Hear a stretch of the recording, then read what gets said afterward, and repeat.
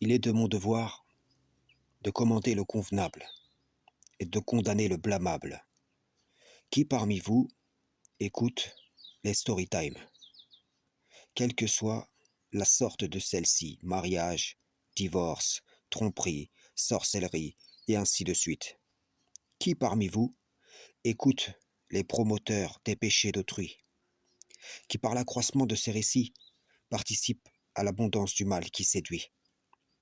Ces gens qui promotionnent les mauvaises manières connues et inédites.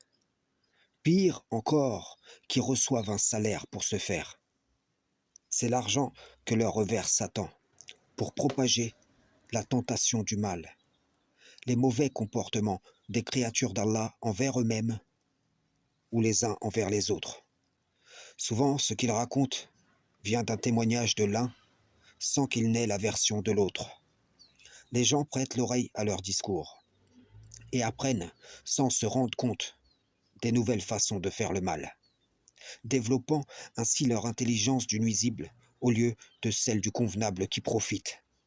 Nombreux sont ceux qui font les choquer, mais qui pourtant sont friands de ces récits. Quelle audience auraient ces raconteurs dans les vallées du net que seuls les insensés suivent si les gens avaient discipliné leur cœur à détourner leur audition de la perversité sous toutes ses formes? Si ces gens haïssent le mal, pourquoi les uns le promotionnent et les autres l'achètent, vendant par ce biais leur âme à Satan le banni, s'endettant devant la face du tout miséricordieux? L'audience, la visibilité démontre la perversité des gens de cette génération. Après, vous vous demandez pourquoi vous devenez auteur ou victime des dégâts causés par l'inception de ces récits en vos propres vies. Imaginez le poids que vont porter ceux qui racontent et ceux qui écoutent. Ils racontent parce qu'ils savent que c'est vendeur.